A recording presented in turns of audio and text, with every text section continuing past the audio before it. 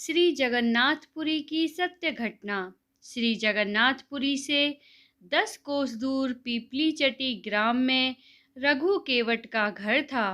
घर में स्त्री और बूढ़ी माता थीं। सवेरे जाल लेकर रघु मछलियां पकड़ने जाता और पकड़ी हुई मछलियों को बेचकर परिवार का पालन करता। पूर्व जन्म के पुण्य संस्कारों के प्रभाव से रघु के हृदय में भगवान की भक्ति थी। वह अत्यंत दयालु था।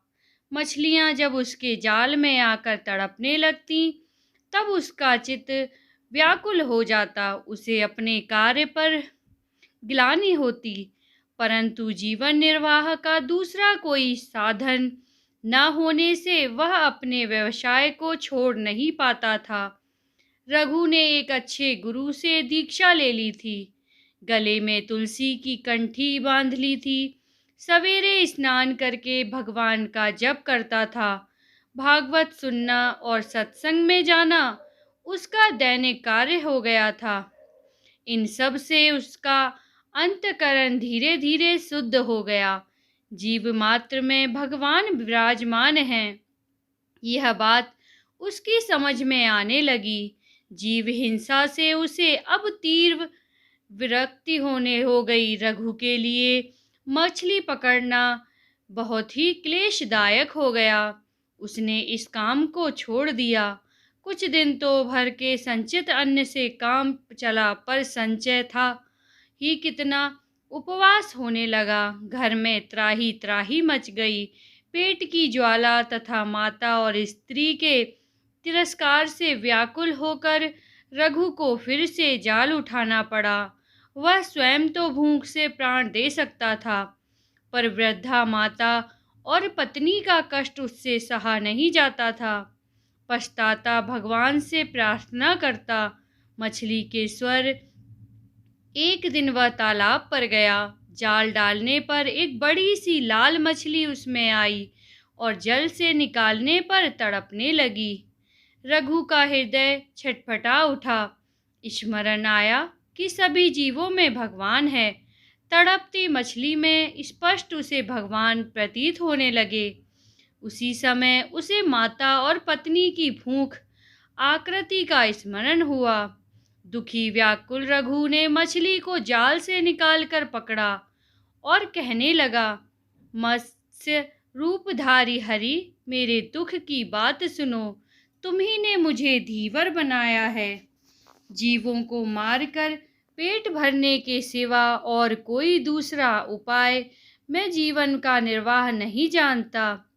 इससे तुमको मारने के लिए मैं विवश हूँ। तुम्हारी हो या कोई और, तुम हरि हो या कोई और, आज मेरे हाथ से बचकर नहीं जा सकते। रघु ने दोनों हाथों से जोर से मछली का मुख पकड़ा और उसे फाड़ने लगा। सहसा मछली के भीतर से स्पष्ट शब्द आया, रक्षा करो नारायण, रक्षा करो। रघु चकित हो गया। उसका हृदय आनंद से भर गया। मछली को लेकर वह वन की ओर भागा। वहां पर्वत से बहुत से झरने गिरते थे। उन झरनों ने अनेक जल कुंड बना दिए थे। रघु ने एक कुंड में मछली डाल दी। रघु भूल गया वह कई दिन से भूखा है। भूल गया कि घर में माता तथा स्त्री उसकी प्रतीक्षा करती होंगी। वह तो कुंड के पास बैठ गया। उसके नेत्रों से 2 झरने गिरने लगे।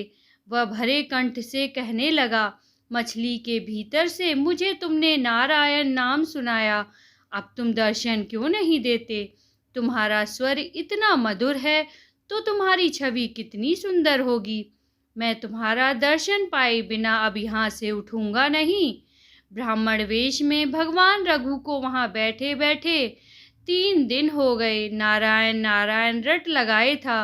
नारायण में तन्मय था। एक बूंद जल तक उसके मुख में नहीं गया।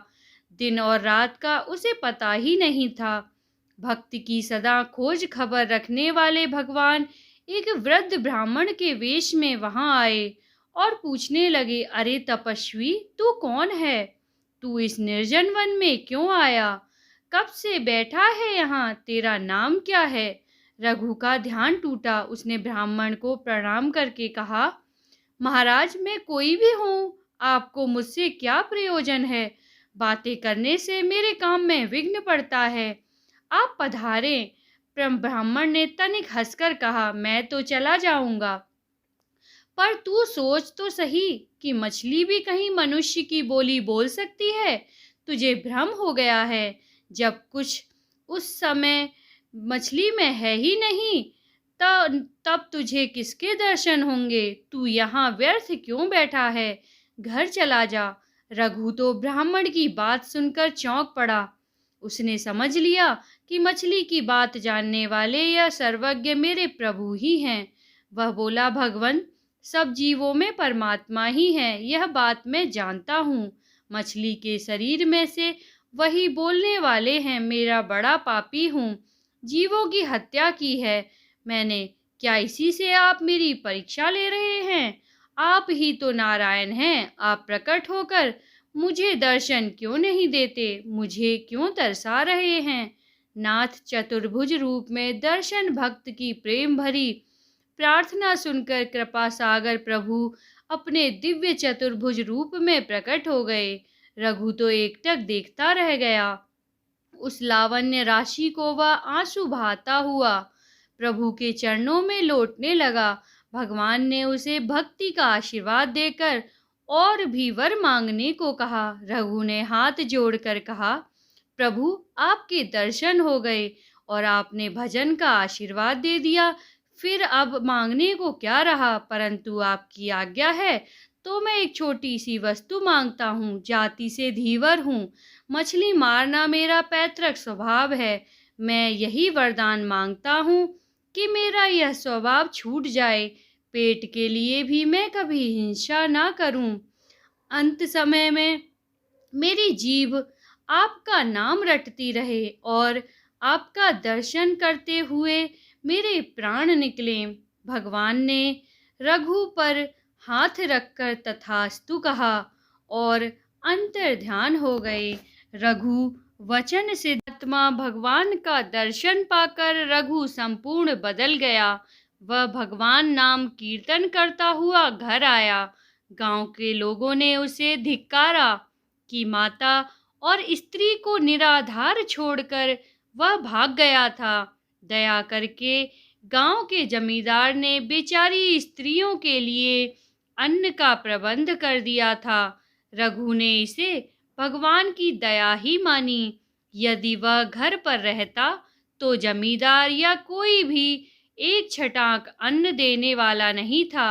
अब वह प्रातः शौच स्नान आदि निवृत्त होकर भगवान का भजन करता और फिर कीर्तन करता हुआ गांव में घूमता। बिना मांगे ही लोग उसे बुलाकर अनेक पदार्थ देते थे।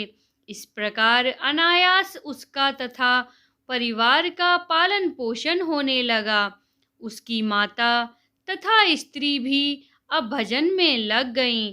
अब रघु भजन के प्रभाव से पूरा साधु हो गया।